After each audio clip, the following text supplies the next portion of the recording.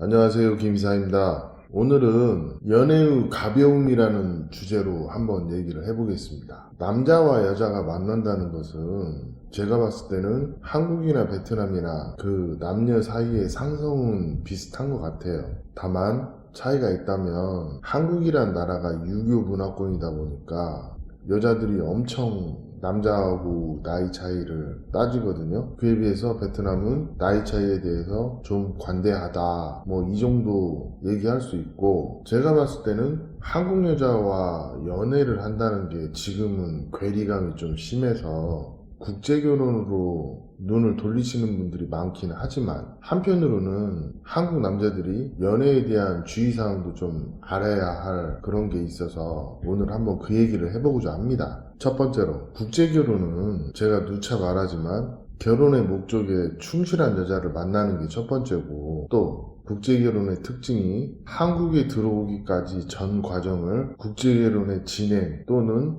연애의 과정이라고 보시는 게 맞을 수도 있습니다. 조금 더 풀어서 설명하자면 선결혼 후 연애 이렇게 보시는 게 맞을 것 같습니다. 왜냐면 이 한국 사람들의 심리가 국제결혼에서도 굉장히 반영이 되는데, 한국 사람들은 자기 것이 아니면 투자를 안 해요. 그렇기 때문에 일단 약혼이나 결혼을 통해서 가족의 형식을 갖추고, 그 다음에 한국에 들어오기 위한 조건을 만든 다음에 한국으로 초청하는 방식이기 때문에 대체적으로 이 전체 과정을 어떻게 보면 연애라고 볼 수도 있어요. 근데 이게 국제결혼이 선입견이 많고 또 안 좋은 얘기가 많은 이유 중에 하나가 뭐냐면, 솔직하게 말씀드리면 요즘 트렌드는 젊은 괜찮은 남자들이 한국 여자의 허들이 높다 보니까 베트남으로 많이 넘어와서 연애를 한다거나 아니면 국제결혼 업체를 이용한다거나 이렇거든요. 그리고 업체를 통해서 결혼을 한다거나 지인을 통해서 결혼을 한다거나 현지 업체를 통해서 결혼을 한다거나 이런 것들은 큰 틀에서 보면 매칭 클럽을 이용하는 거라고 할 수가 있어요. 매칭 클럽이라 하는 거는 어떤 소개시켜주는 루트가 있어서 그거를 이용을 하는데, 결정사를 통해서 결혼을 한다거나 아니면 현지 업자나 아니면 한배 부부들 중에 많이 소개하는 반업자이신 그런 분들이 있거든요. 그런 분들을 통해서 하는 것도 어떻게 보면 큰 틀에서는 매칭 클럽을 이용하는 거예요. 근데 제가 연애의 가벼움에 대해서 얘기하고 싶은 게 뭐냐면, 우리 한국 사람들이 많이 실수하는 부분을 얘기하고 싶은 거예요. 국제결혼 하러 오실 때 본인 스스로 굉장히 가볍게 생각하고 오시는 분들이 있어요. 이 가볍다는 말이 뭔 말이냐면, 상대에 대한 존중이 부족한 그런 분들이 상당히 많아요. 하지만 결혼이 진행이 되면서 이거 장난 아니네 그런 생각을 하면서 진지하게 임하는 남자들도 있는가 하면, 처음 시작할 때도 가볍게 시작하고 결혼이 진행되는 동안 노력도 안 하면서 책임감도 없는 행동을 하시는 분들도 굉장히 많아요. 사실은 이게 문제인 거예요. 국제결혼 하시는 분들 중에서 상당수가 굉장히 셀피시한 분들이 많다는 거예요. 보통 보면 사람이 어떤 인생을 살아오는 부분에서 한 번에 어떤 성향이 바뀌는 건 아니지만, 대체적으로 보면 결혼하면 안 되는 부류들도 국제결혼이니까 의뢰 그러려니 하고 결혼을 하시는 분들도 많은 게 제가 보는 소견입니다. 뭐 자기 돈 내고 자기가 결혼하는데 누가 뭐라고 해요. 하지만 이게 한국에서 보는 베트남 국제결혼에 대한 시각과 베트남에서 보는 한국 남자들에 대한 시각이 약간 좀 다를 수가 있거든요. 왜?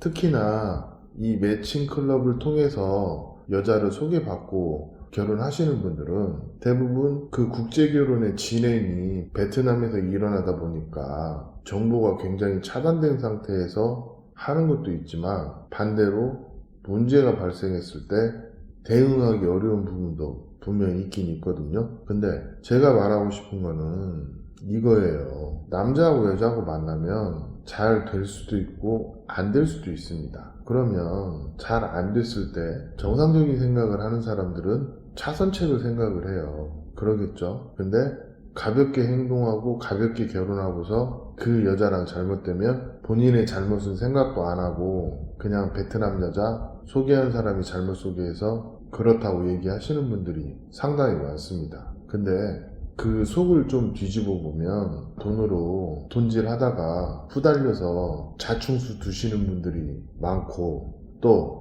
베트남 처가나 베트남 여자를 우습게 생각하고 자기 아래로 생각하고 결혼했다가 아뜨거 하시는 분들도 있고, 주로 어떤 상대에 대한 존중이 없거나 배려가 없는 행동들로 인해서 깨지는 케이스가 더 많아요. 아니면 애초에 상식적인 범주에서 벗어나는 결혼을 하고서 그 결혼이 산으로 가면 결혼이 잘못됐다고 그렇게 말하시는 분들이 많죠. 그 대표적인 케이스가 지나치게 나이 차이 나는 결혼, 그리고 지나치게 외모 위주로 여성을 선택하는 경우, 이런 경우가 국제결혼에서는 좀 있어요. 이런 것들이 사실은 국제결혼의 긍정적인 부분을 감소시키는 주요 원인이기도 하죠. 사실은 남자가 좀 나이가 있고 그러면 결혼할 배우자에 대해서 배려도 좀 하고 양보도 좀 하고 그래야 결혼이 성립이 되는데, 요즘에 보면 결혼해서는 안 되시는 분들도 많이 결혼을 해요.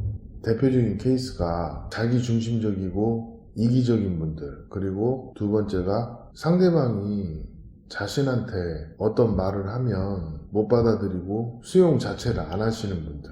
대부분 다른 사람이 어떤 한마디 하면 발끈하는 분들이 이해에 해당하겠죠. 그리고 제가 봤을 때 족도 없는데 잘난 척하고 허세 부리시는 분들, 그냥 딱 잘라 얘기하면 인간이 덜 된 사람들은 국제결혼 다시 한번 생각해 보셔야 돼요. 그냥 자기 돈 내고 스스로 피해자가 될 수가 있으니까. 이게 국제결혼의 피해와 국제결혼의 실패가 엄밀하게 말하면 좀 다르거든요.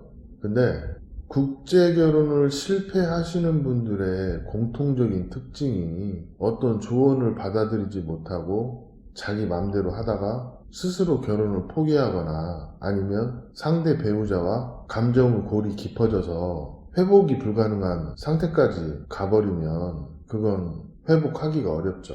요즘엔 국제결혼을 한다는 게 제가 봤을 때는 약혼하고 여자와 잠자리도 해보고 또 시간 내서 그 여자와 겪어가면서 관계를 형성을 하잖아요. 우리가 그 관계 설정의 진척도 내지는 성공 여부에 따라서 국제결혼의 성패가 좌우되는 부분이 있어요. 근데 한국 남자들이 연애를 한다고 하면서 가볍게 행동하시는 분들이 좀 많은데, 이런 분들은 베트남 여자에게도 대접 못 받아요. 국제결혼이란 이 장르는 어떻게 보면 내 자신이 결혼에 대한 확실한 태도를 상대방한테 보여주면서 서로 신뢰관계를 형성해가는 과정이 국제결혼에서의 연애 과정이라고 할 수 있습니다. 그럼 내가 긍정적인 마인드를 가지고 결혼할 만한 정상적인 여자를 만나서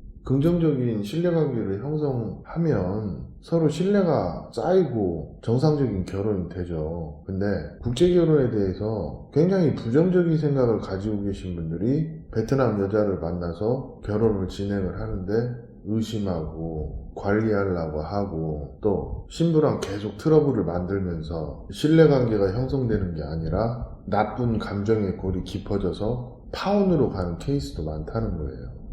제가 연애의 가벼움을 얘기하는 것은 이 남자들이 어떤 생각을 하느냐에 따라서 결혼의 결과도 많이 달라지기 때문에 남자의 자질이 중요한 면도 있다는 겁니다.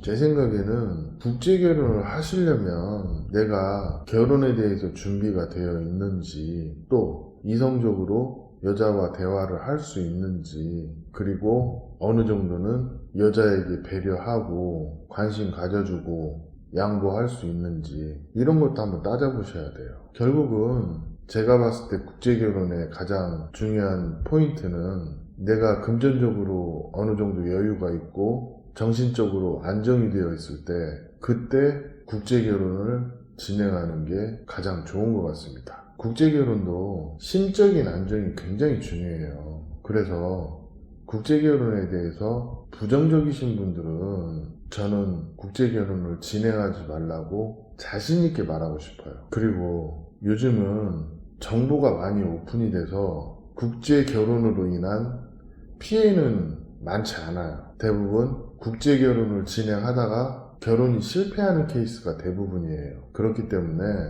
내가 어떤 생각으로 어떻게 배우자를 대하느냐 이거에 따라서 결혼의 결과가 많이 달라지기 때문에 제 생각에는 그냥 여자를 만나는 순간 결혼했다 생각하고 진지하게 여자를 대하면 대부분 좋은 결과가 있습니다. 오늘 이야기는 여기까지 하겠습니다. 감사합니다.